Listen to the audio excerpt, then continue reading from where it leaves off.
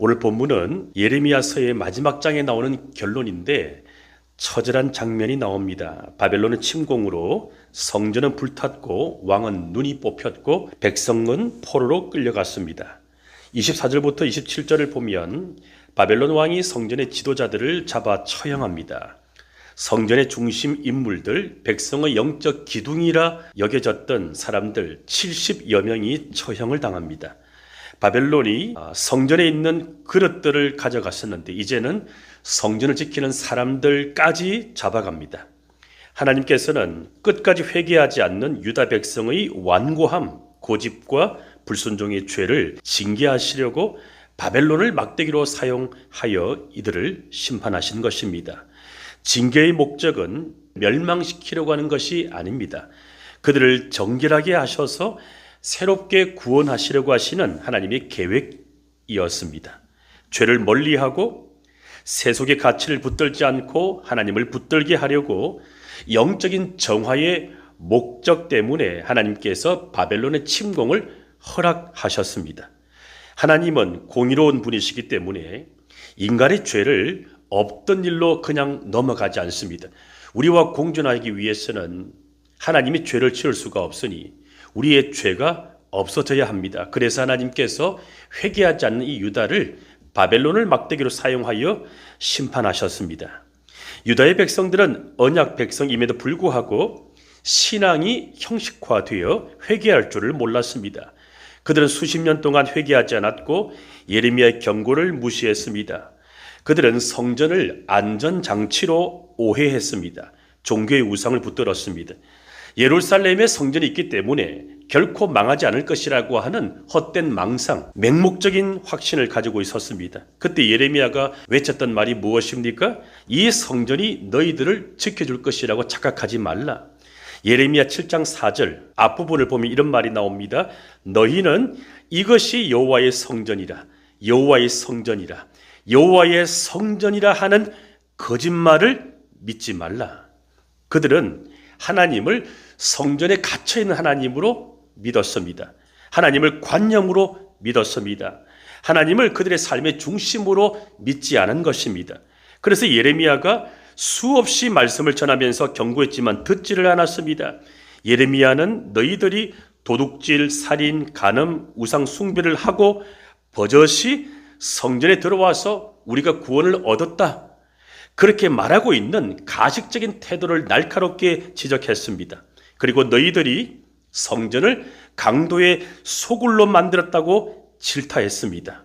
예레미야는 과거에 하나님의 성막이 있었던 실로, 그 실로 지역이 이스라엘의 죄악으로 인하여 심판받고 파괴되었음을 상기시키면서 예루살렘 성전도 마찬가지로 너희들이 순종하지 아니하면 이 성전 건물이 너희들을 지켜줄 수가 없다, 동일한 심판을 예고하였습니다.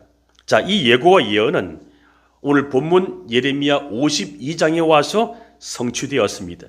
예레미야 7장에서 예레미야가 수없이 경고하고 예언하였지만 듣질 않았는데 결국 52장에서 이것이 성취되었습니다.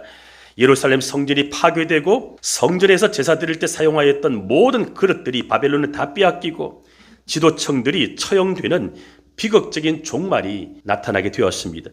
예언이 성취된 것이죠. 자, 이것은 무엇을 말할까요? 하나님의 임재가 상실한 그런 형식적인 신앙의 결말이 얼마나 허무한지를 보여주는 것입니다. 우리가 모태신앙이든 중도신앙이든 신앙생활을 시작하였다면 천국에 갈 때까지 이 형식적인 신앙생활을 날마다 조심해야 되고 살펴야 됩니다. 하나님을 성전 안에 가두어 놓고 종교를 통한 만족으로 가짜 평화를 누리며 착각하였던 유대인들처럼 되지 않기 위해서 저와 여러분들이 날마다 말씀의 거울 앞에서 영적으로 분별을 해야 됩니다.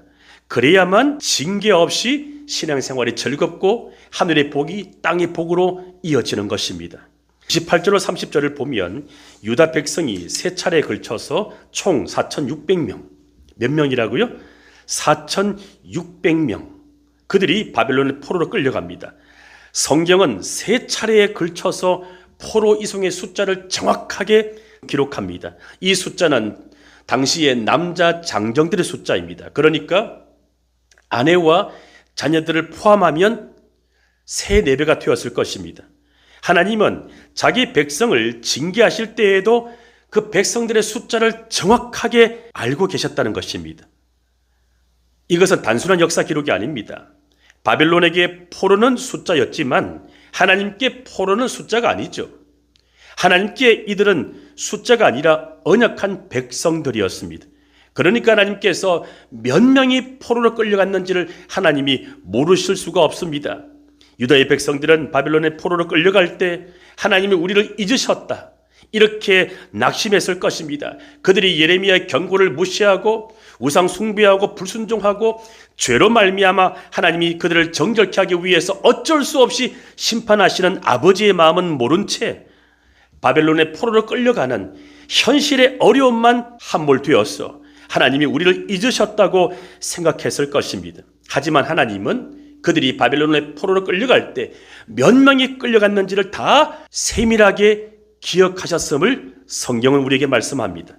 마찬가지로 하나님은 저와 여러분들이 고난당할 때 내가 고난당하는 이 처지를 세밀하게 다 알고 계십니다. 더 새로운 교회, 개척교회지만 몇 명이 예배를 드리는지를 하나님이 다 알고 계십니다. 누가 섬기고 있는지 수고하는지를 다 알고 계십니다. 여러분 가정과 집안 가운데 누가 곤고함을 겪고 있는지를 하나님이 다 알고 계십니다. 예수님도 같은 말씀을 하셨습니다. 누가복음 12장 6절로 7절을 보면 참새 5마리가 2아사리온에 팔리는 것이 아니냐. 그러나 하나님 앞에는 그 하나도 잊어버리시는 바 되지 아니하는도다. 너희에게는 심지어 머리털까지도 다 세신 바 되었나니 두려워하지 말라. 너희는 많은 참새보다 더 귀하니라. 마태복음을 보게 되면 참새가 땅에 떨어지는 것도 하나님이 허락하지 않으면 될 수가 없다고 말씀하고 있습니다. 다시 말하면 우리의 일거수일투족을 하나님이 다 아신다는 것입니다. 그러므로 고난당할 때 기억하십시오. 하나님은 내가 당하는 고난을 알고 계신다. 내가 당하는 고난을 다 아신다는 거예요. 사람들은 내가 당하는 고난을 몰라주어도 내가 왜 어려움을 겪고 있는지, 내가 왜 슬픔을 당하고 있는지, 내가 어디가 아픈지를 사람들은 관심이 없고 모르는 것이 당연하지만 하나님은 아시는 거예요. 그렇기 때문에 이 고난은 반드시 끝이 있습니다. 반드시 끝이 있습니다. 유다 백성이 불순종과 우상 숭배로 하나님이 어쩔 수 없이 그들을 징계하시기 위하여 바벨론을 막대기로 사용하셔서 유다를 침공하도록 허락하셨고, 그로 인하여 포로 생활이 시작되었지만 이러한 하나님의 징계에는 끝이 있었습니다. 몇 년 뒤에 고국으로 돌아왔죠? 70년 뒤에 끝이 있었다는 것입니다. 하나님은 유다 백성들이 포로로 끌려갈 때 회복의 때를 준비하셨습니다. 유다 백성의 타락을 깨닫게 하시려고 바벨론이라고 하는 막대기를 사용하셨고 바벨론이라고 하는 용광로에 집어넣었습니다. 그래서 이 징계는 그들을 멸하고 죽이기 위함이 아니라 그들을 정결케 하셔서 훗날 바벨론 포로에서 고국으로 돌아올 때 새로운 공동체를 세우도록 하나님이 이끄신 섭리였습니다. 그래서 나에게도 하나님이 징계를 하실 때가 있습니다. 나를 사랑하시기 때문에 나와 함께 하시기 위해서 나의 죄성을 다스릴 때가 있습니다. 나를 훈련하실 때가 있습니다. 어떤 사람은 물질로, 어떤 사람은 관계를 통하여 혹독한 훈련을 받습니다. 또 어떨 때는 마귀로부터 불화살을 맞고 집중 포탄을 맞아서 피를 철철 흘리게 될 때도 있습니다. 그 이유는 무엇일까요? 정결함이 목적이에요. 우리를 정결케 하시기 위해서 우리를 훈련하시는 것입니다. 그래서 이 고난의 원인을 타자에게 찾으면 고난은 계속됩니다. 시험 당할 때 타자에게 원인을 찾으면 시험은 끝나지 않습니다. 시험 겪다가 세월 다 보내고 시험 극복도 못하고 죽게 됩니다. 그리고 나만 죽으면 끝나는 것이 아니라 나의 영혼 속에 영향력을 행사하는 악한 영은 나와 가장 인격을 닮은 내 자녀에게로 그 영향력이 흘러간다는 사실을 알아야 됩니다. 그래서 내 당대의 모든 어둠의 권세를 다 끊어버려야 되죠. 고난이 오면 원인을 타자에게 찾지 마시고 나에게서 찾아야 돼요. 그래야만 고난은 빨리 끝납니다.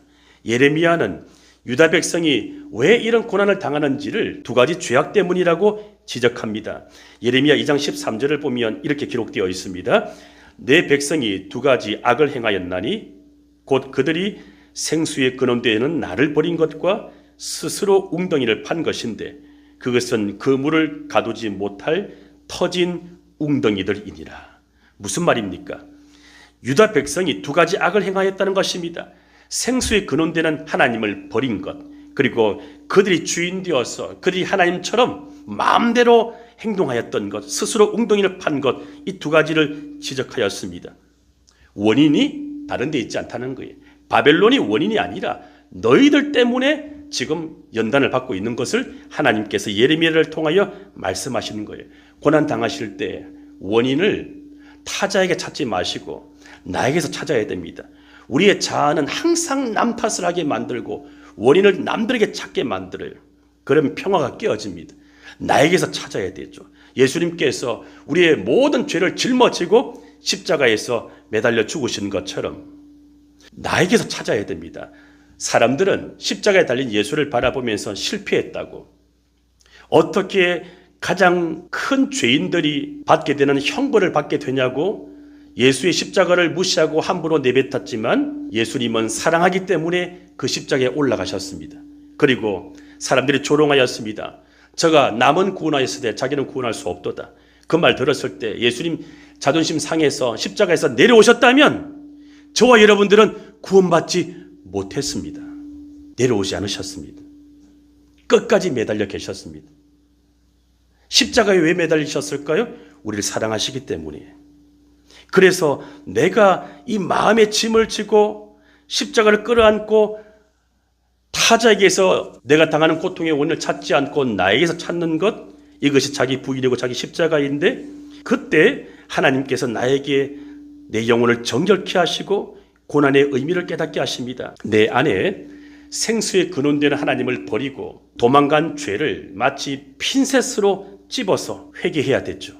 내 안에 하나님을 의지하지 않고 내가 하나님처럼 되어서 내가 왕이 되고 주인 되었던 그 교만의 죄를 직면하여 회개해야 됩니다. 그러면 내 안에서 평화가 시작되고 이 평화가 나로부터 가족에게로 이웃에게로 흘러가게 되죠. 고난 중에 계십니까? 하나님이 나에게 이 고난을 허락하셨다고 한번 생각해 보십시오.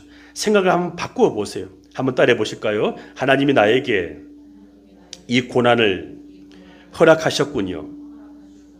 이해되지 않지만 믿음으로 억지로라도 입으로 선포하시면서 그 선포가 내 감정을 끌고 가도록 선포를 계속하는 거예요. 하나님이 고난을 허락하셨군요. 그 고난이 나를 죽이는 심판이 아니라 나를 새롭게 빚어가시는 연단으로 알아차리고 회개의 열매를 거두시기를 주 이름으로 축원합니다. 자, 예레미야서 마지막 단락에서 놀라운 반전이 일어납니다. 유다의 멸망으로 비극적으로 끝날 줄 알았는데 예레미야서는 우리에게 마지막에 희망을 줍니다. 그게 무엇입니까? 37년간 바벨론 감옥에 갇혀있던 여호야긴이 바벨론의 왕 느부갓네살이 죽고 나서 그의 아들 에윌 무로닥이 즉위하면서 특별 사면으로 여호야긴을 풀어줍니다. 그래서 31절을 보게 되면 바벨론의 왕 에윌 무로닥이 여호야긴의 머리를 들어주었다, 이 표현이 나오죠. 무슨 말입니까? 죄인의 신분에서 벗어나서 잃어버린 명예를, 왕의 명예를 되찾게 된다는 뜻입니다. 이 여호야긴은 남유다의 19대 왕이었습니다. 그의 아버지가 누구죠? 여호야김이죠. 여호야김 왕이 유다가 바벨론의 침략을 당하여 조공을 바치다가 느부갓네살 왕에게 반기를 들었습니다. 그래서 여호야김이 죽고 그의 아들 여호야긴이 왕위에 올랐을 때 바벨론의 왕 느부갓네살은 이 반역을 진압하기 위해서 예루살렘을 무차별 공격을 하게 됩니다. 그때 여호야긴은 저항해봤자 아무 소용없다고 판단하고 항복했습니다. 느부갓네살은 유다의 반란 가능성을 완전히 제거하고 예루살렘을 자신의 통치 아래 두기 위해서 여호야긴 왕과 그의 가족들 그리고 신하들과 기술자들을 포함한 많은 백성을 포로로 잡아서 감옥에 가두어 버렸습니다. 이때 여호야긴 왕도 함께 감옥에 들어갔는데 무려 37년 동안 감옥살이를 했습니다. 그런데 여호야긴이 특별 사면으로 극적으로 석방됩니다. 이 이야기가 예레미야 마지막 장에 기록되어 있습니다. 무엇을 의미할까요? 아무리 깊은 절망이라 할지라도, 내가 깊은 절망에 빠져서 빠져나올 수 없을지라도 그곳에서 끝까지 하나님이 건져내실 때까지 회개하고 기도하고 기다리면 하나님께서 여호야긴의 머리를 들어주신 것처럼, 여호야긴의 권위를 다시 세워준 것처럼, 죄수의 신분이 아니라 왕의 신분을 다시 세워준 것처럼 우리도 그렇게 하나님께서 명예를 회복시켜 주실 날이 올 수 있다는 사실입니다. 인내의 때가 차면 하나님이 생각지 못한 방법으로 나를 세워주시고 회복시켜 주신다는 말씀이에요. 여호야긴이 37년 동안 감옥에 있다가 풀려났을 때 그를 풀어준 바벨론 왕 에윌 머로닥이 여호야긴을 친절하게 대합니다. 그 이유를 모르겠습니다. 친절하게 대하고 그의 지위를 높여주고 평생 동안 왕의 밥상에서 같이 밥을 먹게 되는 특권을 부여합니다. 이 엄청난 기적이죠. 죄수복을 벗고 이전에 입던 왕복을 다시 입고 바벨론의 왕과 함께 왕의 식탁에서 식사하는 여호야긴의 모습을 한번 상상해 보십시오. 거기에다가 32절 34절을 보면 여호야긴이 죽을 때까지 필요한 생계비를 매일 일정하게 끊어지지 않고 다 챙겨주었습니다. 자, 32절 34절을 한번 읽어보실까요? 같이 한번 읽어봅니다. 시작. 아멘. 은혜는 항상 예기치 않은 때에 찾아옵니다. 사람은 그때를 알 수가 없죠. 그리고 은혜는 내 힘이 다 빠질 때 찾아옵니다. 37년 동안 감옥에 있을 때 힘이 다 빠졌겠죠. 여호야긴에게 37년의 세월은 인간의 희망이 완전히 꺾인 절망의 시간입니다. 인생의 암흑기였습니다. 그러나 하나님은 그 어두운 시간에 찾아오셔서 다시 시작할 수 있는 힘을 주셨습니다. 더 놀라운 사실은 이 깊은 절망의 시간이 헛된 것 같지만 결코 헛되지 않다는 사실입니다. 여호야긴이 37년 동안 감옥에 있다가 바벨론의 왕이 그를 특별 사면을 해 주었을 때, 그때부터 다윗의 후손인 이 여호야긴을 통하여 끊어진 메시아의 계보가 다시 이어집니다. 유다가 바벨론의 침공을 받아 왕정 체제가 무너지고 총독 체제로 바뀌었습니다. 여호야긴이 잡혀가고 난 뒤에 바벨론이 볼 때 말을 잘 듣고 반항하지 않는 한 사람을 세워서 여호야긴의 뒤를 이어서 마지막 왕으로 세웠죠. 여호야긴의 삼촌이 그 역할을 맡게 되는데, 그리고 난 뒤에 왕정 체제가 없어지고 총독 체제로 바뀝니다. 자, 그때 정치적인 왕권은 없어졌지만, 끊겼지만 하나님이 다윗에게 약속하신 그 혈통적인 계보는 계속 이어졌다는 사실이죠. 그래서 마태복음 1장 12절을 보면 예수 그리스도의 족보가 이렇게 나옵니다. 바벨론으로 사로잡혀간 후에 여고냐, 이 여고냐는 여호야긴을 말합니다. 스알디엘을 낳고 그 스알디엘은 수룹바벨을 낳고, 여호야긴이 감옥에서 죽지 않고 끝까지 버티고 살아남아서 마침내 석방된 이후에 그 덕분에 그의 아들 스알디엘과 손자 수룹바벨이 태어날 수가 있었습니다. 특히 손자 수룹바벨은 포로 귀환의 지도자가 되어서 무너진 성전을 재건하는 일에 쓰임받습니다. 이로 말미암아 다윗의 후손을 통하여 이스라엘을 회복시키겠다, 이 약속이 이루어졌습니다. 그래서 예레미야 52장 이 마지막 장면에서 여호야긴 왕이 바벨론의 왕과 함께 식사를 한 이 장면은 매우 중요한 상징적인 의미를 갖습니다. 비록 나라는 빼앗겨서 잃었지만 다윗의 자손이라고 하는 왕의 신분이 보존되었다는 사실입니다. 여호야긴의 이야기는 무엇을 말할까? 인간의 실패는 하나님의 실패가 아니라는 거예요. 37년의 긴 고난 끝에 찾아온 석방은 아브라함과 다윗에게 약속하신 메시아의 계보를 끝까지 책임지시는 하나님의 신실하심을 보여주는 거예요. 우리는 죄를 지어서 넘어질 수가 있고, 우리는 부족하여 하나님을 실망시킬 수가 있고, 우리는 불순종하여 하나님으로부터 징계받을 때가 있지만 우리를 향하신 하나님의 계획하심은 여전히 신실하다는 사실입니다. 저는 하나님을 한 단어로 표현하라고 한다면 신실하신 하나님이라고 표현합니다. 그래서 항상 주일 예배 때, 예배 인도할 때 제가 어떤 멘트를 하죠? 영과 진리로 신실하신 하나님께 예배 드리겠습니다. 하나님은 신실하신 분이십니다. 우리는 수시로 변하잖아요. 죄송합니다. 저는 여러분들을 믿지 않습니다. 저도 믿지 마십시오. 믿을 존재는 주님밖에 없습니다. 교회를 개척하면서 철저히 깨달았습니다. 사람 의지하다가 얼마나 많이 상처를 받고 넘어지는지 주님밖에 붙들 수가 없어요. 신실하신 하나님. 사랑하는 성도 여러분, 어떠한 절망 속에 있더라도 소망의 끈을 놓지 마십시오. 유다의 성벽은 무너졌지만 하나님의 언약은 무너지지 않았습니다. 우리의 실패가 하나님의 실패는 아닙니다. 하나님은 신실하시기 때문에 그렇습니다. 저와 여러분의 삶이 혹시 무너진 성벽 같고 37년 된 감옥처럼 답답하십니까? 하나님은 절망의 한복판에서도 소망의 불씨를 살려내시는 분이십니다.